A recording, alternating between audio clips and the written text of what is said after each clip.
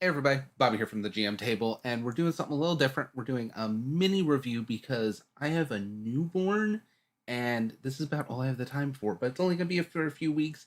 I want to cover some lesser known games or games I'm planning on doing crash courses for, and we're going to intersperse it between that and some longer videos we've recorded ahead of time so that things stay a little varied.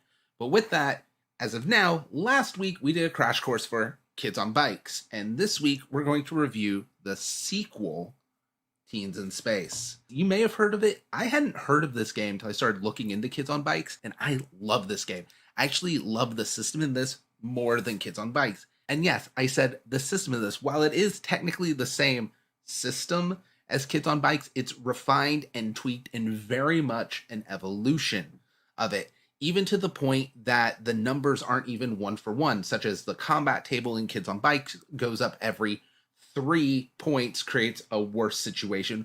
Where Teens in Space, they've modified it now, made it every 4 points, which does make you a little more tougher and more action-y focused. And with that, some of the big differences between Teens in Space and Kids on Bikes is Kids on Bikes, it's assumed the party has one supernatural NPC that the group shares. There isn't that in Teens in Space. Instead, the group shares a spaceship, which I love because you get to spend points to upgrade the ship. And everyone in the group gets to spend points to upgrade the ship. And whichever part of the ship you put the most points in, you're in charge of. It's a very simple, elegant system. The other really big thing is, while there are strengths in Kids on Bikes that you just pick one strength from a list, in Teens in Space, the strengths are still there, but now they have different point costs because, again, it's now a build point system. It's a little more granular. Not tremendously so, but just enough. And the beauty of that new build point system is it has allowed them to add the thing I think was most missing from Kids on Bikes, and that is an actual leveling system. You can grow and improve a lot easier in Teens in Space. And by easier, I mean Kids on Bikes literally says there is no advancement system. Sometimes your character may change based on what you and the GM decide, but there is no actual system for it. This actually has leveling.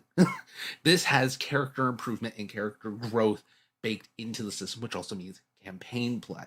Now, on top of that, while Kids on Bikes use different ages kind of as races, where a kid, a teen, and an adult were distinctly different, and they kind of took the place of a race in like fantasy or sci-fi games, Teens in Space straight up has races, and I'm going to be showing a list of it because this includes some of the most unique pre-made races I've ever seen. You can play a sentient ball of slime that everybody loves, and you poop star fuel, if that's what you want. There are also rules for making your own race, which at this point I don't think is much of a surprise for more freeform games, but the ones they give, first of all, is a huge list of races, and they're actually unique. There are some of the standbys, but most of these are unlike races I have seen in other games before, which I love.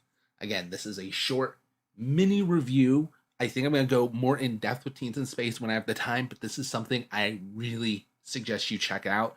In August, they're releasing the third book in these called Kids on Brooms, which is going to be a more supernatural genre-y of Kids on Bikes that I'm super excited for. And that's probably where we're going to do the big review. But honestly, check this book out. I love it. It's one of my favorites. I'll catch you guys next week. That's it for this week's episode. But if you want to catch even more, we have live episodes every Tuesday with Tales from the Frontier and every Saturday with Savage Star Wars over on our Twitch channel, twitch.tv/GMTable.